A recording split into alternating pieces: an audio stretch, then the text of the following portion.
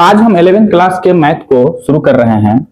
और कभी भी किसी को शुरू करने से पहले आप जहां से पहले छोड़े हुए रहते हैं वहां से शुरू किया जाता है, ताकि बच्चे को ये लगे कि हाँ, यहाँ से डिस्कनेक्ट किए थे, यहाँ से कनेक्ट कर रहे हैं। तो 10वीं क्लास में आप पढ़े होंगे द्विघात समीकरण, इंग्लिश में कहते हैं उसको क्वाड्रेटिक इक्वेशन। तो वहां पर एक बात आप देखे होंगे कि अगर डी का वैल्यू 0 से छोटा आता था तो हम कहते थे कि इसका कोई हल नहीं होगा, मतलब मूल नहीं निकलेगा, आंसर नहीं निकलेगा। कहने का मतलब यह हो गया कि अगर रूट में कोई वैल्यू नेगेटिव में आ जाए तो इसको रियल नंबर के दुनिया में ये एग्जिस्ट नहीं करता है, मतलब नहीं निकाल सकते हम लोग। तो फिर रियल नंबर क्या होता है? जितने नंबर हम 10वीं क्लास तक पढ़ते हैं उसे रियल नंबर कहते हैं। और रियल नंबर की दुनिया में अगर रूट के अंदर नेगेटिव आ जाए तो उसका सॉल्यूशन नहीं है। फिर इसके लिए जब आप 11th क्लास में एंट्री मारते हैं तब जाके इसका सॉल्यूशन दिया गया है। ओके, तो हम लोग इसी बात को लेके आगे बढ़ेंगे। तो इस चैप्टर का नाम है अपने पास कॉम्प्लेक्स नंबर। एनसीईआरटी के हिसाब से देखा जाएगा तो चैप्टर नंबर 4 है।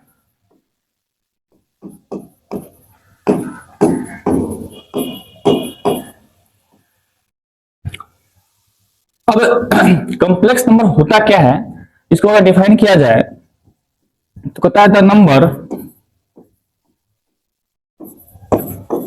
the number which is in the form of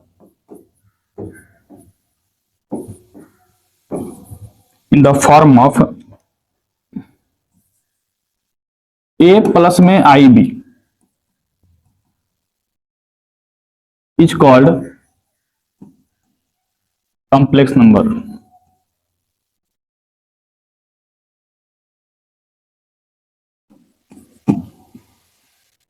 अगर इसके बारे में और कुछ जाने हम लोग तो इसको हम डिनोट करते हैं जेड से। It is denoted by Z, ABCD वाला जेड।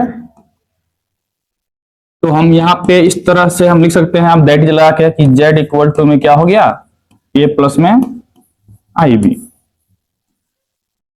अब सबके बारे में हम जानेंगे तो जेड को बोलती है हम लोग क्या, कॉम्प्लेक्स नंबर।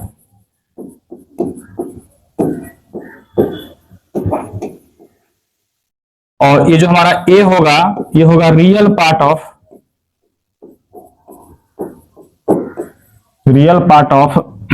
जेड। और इसको डिनोट करते हैं हम लोग आर ई जेड से। और ये जो हमारे पास बी होगा इसको कहेंगे हम लोग इमेजिनरी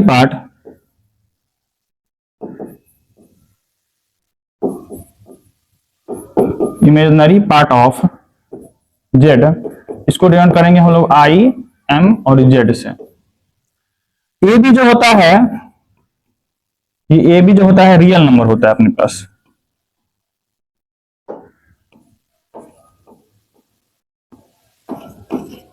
रियल नंबर होता है, या इसको आप कांस्टेंट भी कह सकते हैं। रियल नंबर तक रहने दीजिए, कोई दिक्कत नहीं है, कांस्टेंट समझ में आ जाएगा आपको बस।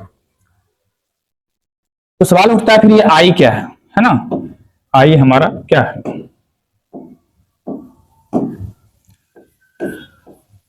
आई को हम लोग आईओटा कह सकते हैं। और इसको जो मतलब लॉन्च किया था, बताया था, उसका नाम था अपने पास यूलर नाम का आदमी इसको लॉन्च किया था आयोटा को। आई फॉर आयोटा बोल सकते हैं आप। इमेजिनरी हिस्सा बोल सकते हैं अपने पास, जिसमें आई लग गया वो पार्ट अपने पास क्या हो जाएगा, इमेजिनरी पार्ट हो जाएगा। तो ये हो गया आपके पास कॉम्प्लेक्स नंबर का पूरा डेफिनेशन, पूरा तालझाम। मगर मामला समझ में आता है एग्जाम्पल से। तो चलिए हम लोग एक एग्जाम्पल लेते हैं। z इक्वल टू में 3 प्लस में 4i। अब ये हमारे पास हम बोलेंगे कि रियल पार्ट ऑफ z क्या है। जिसमें i ने लगा हुआ है वो रियल पार्ट हो गया, और इमेजिनरी पार्ट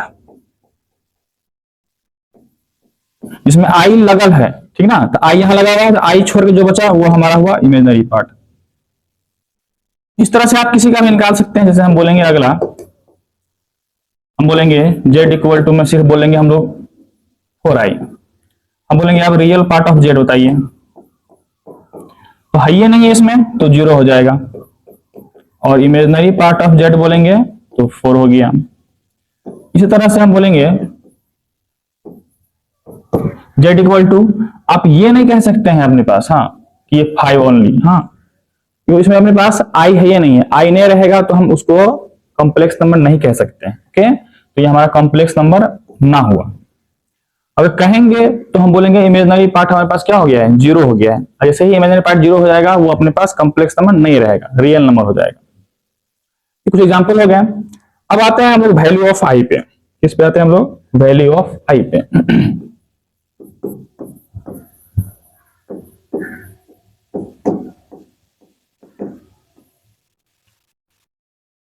देखिए हमारे पास क्या होता है कि आई का वैल्यू अपने पास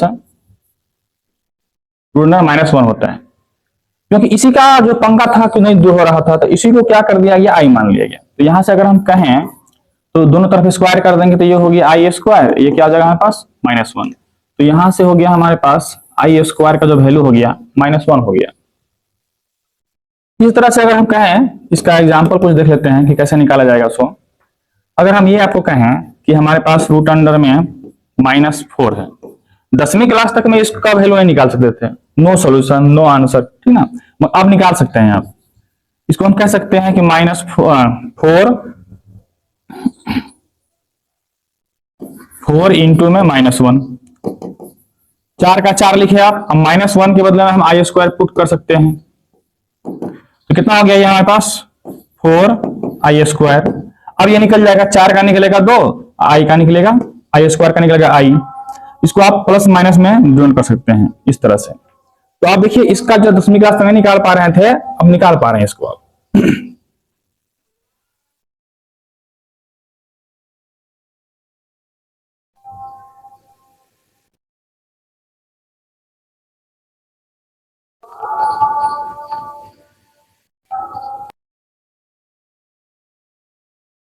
तो इस तरह से आप देख रहे हैं कि अगर जो 10वीं क्लास में ना सॉल्व कर पा रहे थे वो आप यहाँ पे सॉल्व कर पा रहे हैं।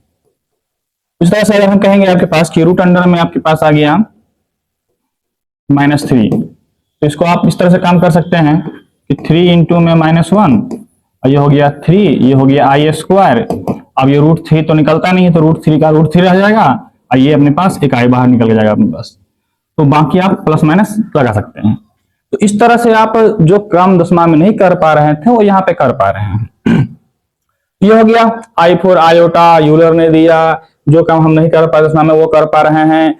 कॉम्प्लेक्स नंबर किस फॉर्मेट में होता है, डिनोट किससे करते हैं हम लोग, सारी बात हम लोग यहाँ पे देख लिए। तो इतनी सारी बात जानने के बाद अब इसका जो अगला पड़ाव आता है वो आता है कि अपने पास आई का पावर में हम लोग और आगे बढ़ाएंगे तो क्या क्या हो सकता है इसको, तो पावर ऑफ आई कह सकते हैं उसको हम लोग।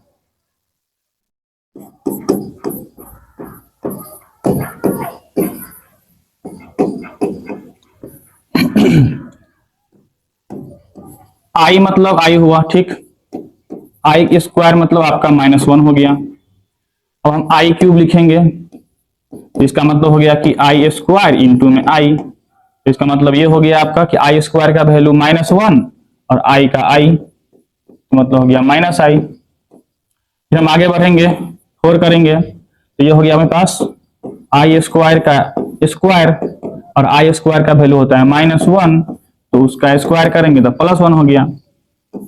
फिर हम आई के बराबर 5 करेंगे हम लोग, कितना कितना हो जाएगा I4 इंटू में I4 का वैल्यू हो गया 1 और I का I तो हो गया I। इस तरह से हम लोग 6 डालेंगे हम लोग, तो हो गया I4,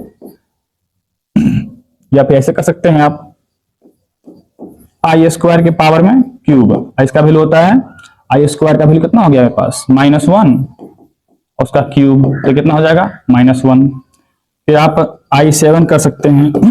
8 तक जाएंगे आइडिया हो जाएगा। आप सोच रहे हो क्यों इतना कर रहे हैं, हम 100 तक करेंगे क्या।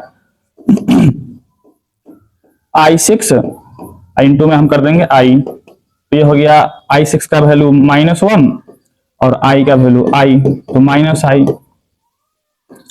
I8 इसको हम ऐसे कर सकते हैं अपने पास आई स्क्वायर का पावर में 4, आई स्क्वायर का वैल्यू होता है -1, उसके पावर में 4 तो +1। अब देखिएगा रिपीट कर रहा है कुछ, हाँ, कि यहाँ पे अगर आप देखना चाहेंगे आप, तो ये 4 के पहाड़ा में क्या होता है, इसको हम कह सकते हैं यहां से, ये 4 के पहाड़ा में है, x मान के चलिए ना आप, k चाहे x कुछ ले लीजिए, हाँ 4 के पहाड़ा में हुआ। इसके आगे 4 के पहाड़ा जितना आएगा वो आपको +1 आएगा, ठीक ना।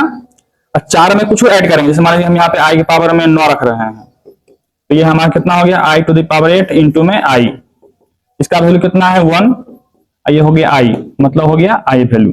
इस तरह से अगर हम कितना हो गया पावर में 4x प्लस में 1, 4 दूनी 8, अपने पास x का वैल्यू यहाँ पे 1 लिए थे, यहां से देखेंगे हम लोग, यहां से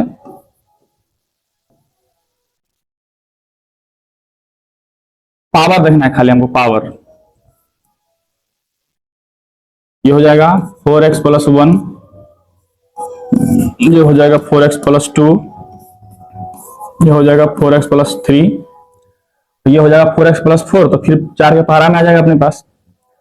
इस तरह से रिपीट हो रहा है। यहां से देखिएगा आप, तो ये पहले 1 है, 4 के बाद में आपको मिलेगा, यहां से देखिए ये वाला वैल्यू मिल गया, ये वाला वैल्यू मिल गया, अगला आएंगे तो ये वाला मिल जाएगा, अगला आएगा तो ये वाला मिल जाएगा। मतलब कि 4 के जो पहाड़ा में आ रहा है उसका हर 4 के बाद रिपीट हो जा रहा है। कहने का मतलब ये हो गया आपका कि अगर i के पावर में 4 के पहाड़ा में रहे पूरा पूरा, तो उसका वैल्यू कितना आएगा अपने पास, कितना आया देखिए यहाँ पे 1 आएगा। अगर 4 के पहाड़ा से 1 अधिक हो जाए तो उसका वैल्यू कितना आ जाएगा, i आ जाएगा, i आया है। अगर 4 के पहाड़ा से 2 अधिक हो जाए, 4 के पहाड़ा 2 अधिक कितना हो जाएगा, -1 हो जाएगा। अगर 4 के पहाड़ा से 3 अधिक हो जाए तो उसका वैल्यू कितना हो जाएगा, -i हो जाएगा। और इस तरह से अगर करते रहेंगे तो यही वैल्यू रिपीट होता रहेगा आपके पास। तो एक एग्जांपल देकर समझते हैं हम लोग। अगर i के पावर में 25 है तो क्या करेंगे हम लोग, पहले 25 को तोड़िए, 4 के पहाड़ा लगाइए, 4 छक्के 24, 1 अधिक है ना, 4 के पहाड़ा पर लिए कितना अधिक हो रहा है, 1 अधिक हो रहा है, मतलब इस वाला में चले जाएंगे हम, इसका आंसर हो गया 1। इस तरह से हम करेंगे i के पावर में हम लिख दिए 30, 4 का पहाड़ा पर कितना शेषफल बच रहा है, 4 7 28, 2 शेषफल बचा, मतलब 2 शेषफल, ये सब शेषफल सब है, यहाँ पे कुछ ना 0 शेषफल है, तो 4 7 28, 2 शेषफल बचा, 4 गुना में 7 प्लस में 2, तो 2 वाला का आंसर कितना हो जाएगा, -1। इस तरह से अगर आप कीजिएगा i के पावर में 16, क्या करेंगे, 4 के पहाड़ा पूरा पूरा कट गया, मतलब ये वाला हो गया शेषफल 0, तो कितना आ जाएगा आंसर, 1 आ जाएगा। इसी तरह से हम ये देख रहे हैं बस,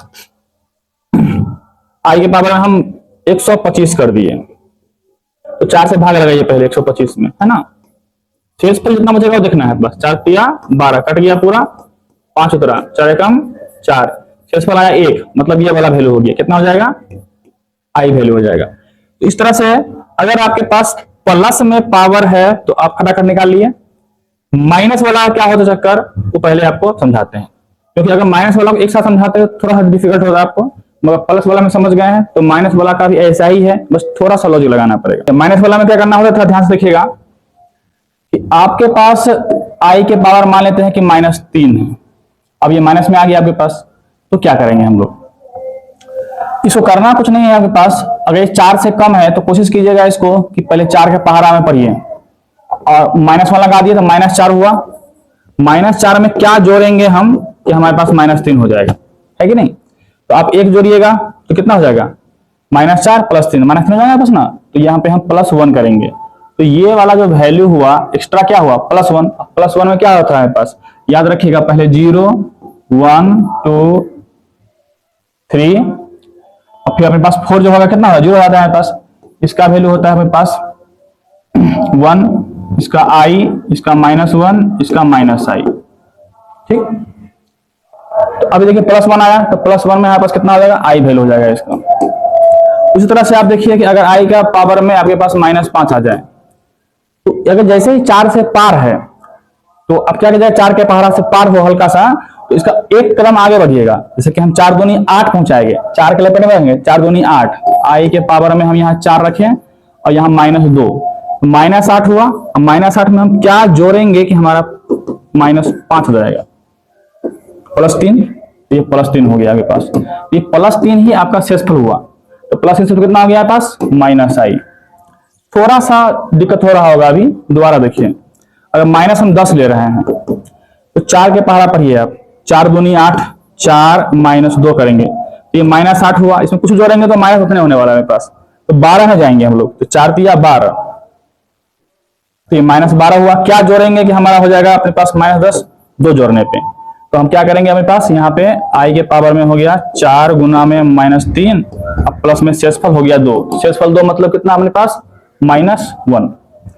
सीधा बात है कि आप इसका पहाड़ा पढ़िए और जोड़ने पर क्या होने वाला है वो। जैसे हमारे लिए हम i के पहाड़ा दिया मेरे पास है यहाँ पे -25, ध्यान सुनिएगा, -25 को कैसे कर सकते हैं हम लोग, 7 कर देंगे हम लोग, ओके। कितना होगा -28, इसमें जोड़ेंगे ना 3 तो हो जाएगा ना अपने पास, तो शेषफल कितना आया 3 आया, 4 गुना में -7 अब प्लस में 3, शेषफल 3 आया, तो आपका कितना हो जाएगा अपने पास -i। इस वाला में थोड़ा पंगा होता है, ओके, ध्यान रखना पड़ता है आपके पास कि इस तरह से पहाड़ा पड़े कि जोड़ने पर वो हो जाए, ठीक ना, जोड़ने पे जितना जोड़ने पे आया वही शेषफल होता है अपने पास। शेषफल कहानी ये है अपने पास।